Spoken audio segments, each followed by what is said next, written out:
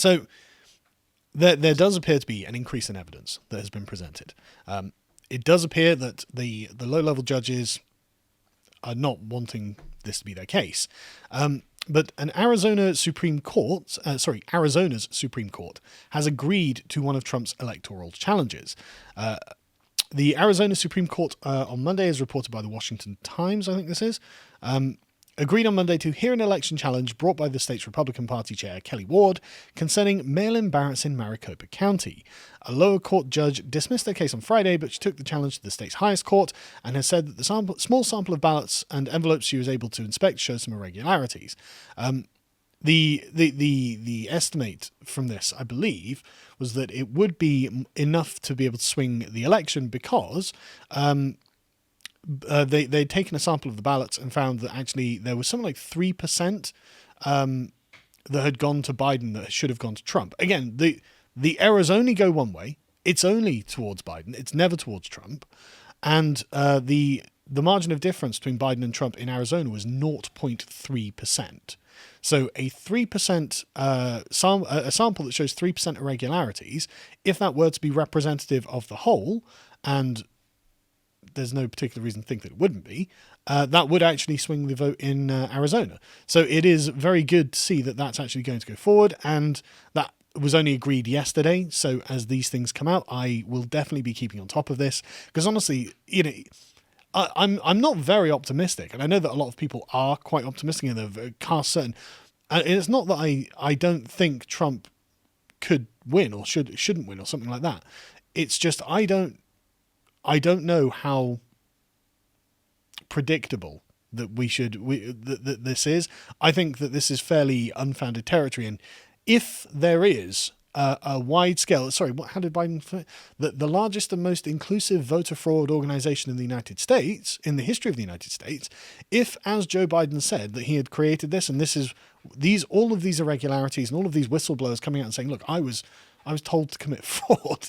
I drove all these ballots across, and this is just really weird, And if all this turns out to be true, then essentially Trump will have grabbed hold of the swamp and will be pulling the entire thing. And the number of people who would be invested in making sure that doesn't happen, I don't know how powerful that would be. And I don't know what the consequence could be.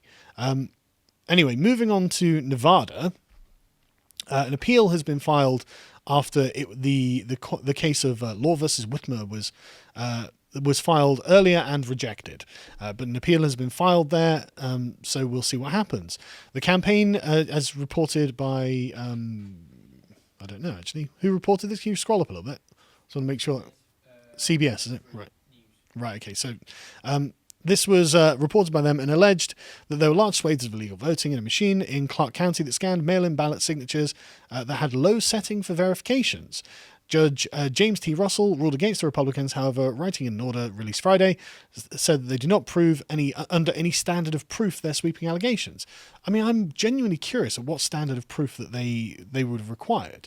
It would be nice to know what bar is supposed to be reached, rather than just saying, well, this doesn't reach my standard of proof. It's like, well, what is the standard of proof that you're looking for? The contestants failed to meet their burden to provide credible and relevant evidence to substantiate any grounds set in law to contest the election. So I'm glad that they get to appeal it. I guess we'll see what happens.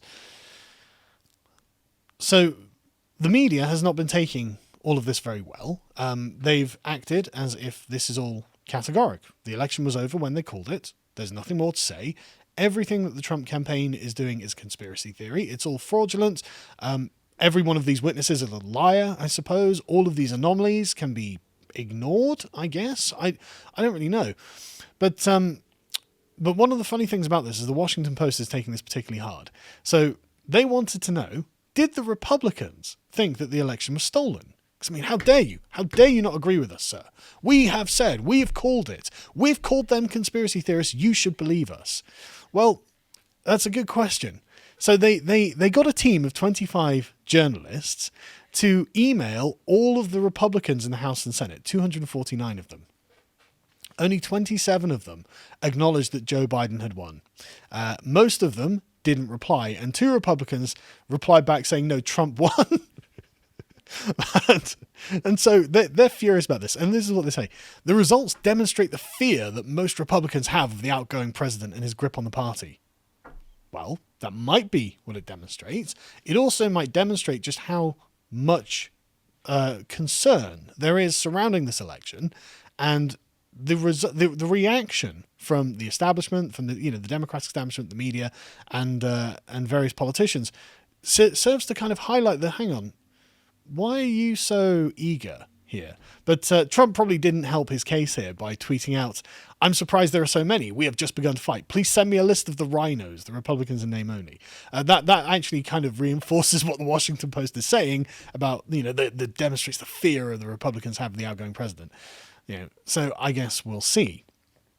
But finally, Ted Cruz. And the more Ted Cruz does, the more I like Ted Cruz. Initially, I thought that he was going to be a kind of greasy corporate Republican, because I didn't really know much about him a few years back. But the more he's done, especially with his position on Silicon Valley and the way that he's interrogated the social media giants and genuinely held their feet to the fire, although very little action has actually been taken, at least Ted Cruz is saying the right things. And I know a lot of people are going to say, yeah, well, there's a difference between, saying something and action. It's like, sure, but there are lots of people who won't even say the right things. Same with Josh Hawley as well. Did an excellent job holding their feet to the fire. So at least the case is being built when it comes to Silicon Valley. But anyway, Ted Cruz said that he tweeted out, "If the Supreme Court grants a certification in the Pennsylvania case, I've told the petitioners I will stand ready to present the oral argument.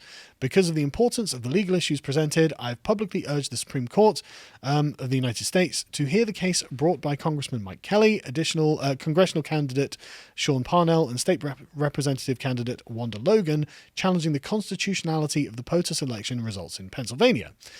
Petitioner's legal team has asked me whether I'd be willing to argue the case for the Supreme Court. If the court grants certiorari, which is a legal term that I don't understand because I'm not a lawyer, just remember that. I have agreed and told them that if the court takes the appeal, I stand ready to present the oral argument. As I said last week, the bitter division and acrimony we see across the nation needs resolution. I believe the Supreme Court has a responsibility to the American people to ensure within its powers that they're following the law and following the Constitution." And there are some genuine concerns that I think, like, some procedural and legalistic procedural concerns that can genuinely be hammered on, because there are certain I can't remember, there are so many different ones that I'm definitely going to mix them up, but there were definitely cases, and I guess that Pennsylvania was one of these cases, where just the procedure on how to have the elections was not followed, where various people were not allowed to count watch the ballots being counted, or any other kind of procedural upset that I'd have to go back and find specific examples of that we have covered on the podcast in previous days. And I mean, that seems like a very strong case to make. So I mean, you've got the Detroit judge saying, well, why isn't the Trump campaign packaging all this together? I'm no legal expert, but I've been involved in a lawsuit or two in my time, and one of the things that's become obvious is you go for your strongest and most streamlined case in order not to have it thrown out on something that is extraneous. And so aiming directly at obvious and demonstrable procedural violations, in the case of Detroit, literally the poll watchers being forced to stay out and the windows being boarded up so they can't see in. I mean, that's cut and dried, isn't it? There's video evidence of it. There's 20-odd witnesses, the Republican poll watchers saying that that's the case. Like, this is crystal clear. So it's good that Ted Cruz has decided to step up and do the job. He's apparently done this 9 times before for the Supreme Court, so he's not a newbie at this. He has some experience. I don't know how successful he's been, to be honest, so I should have checked that. But yeah, so it looks like this is all coming to a head. It looks like this is going to the Supreme Court, and this is where the last stand will be held.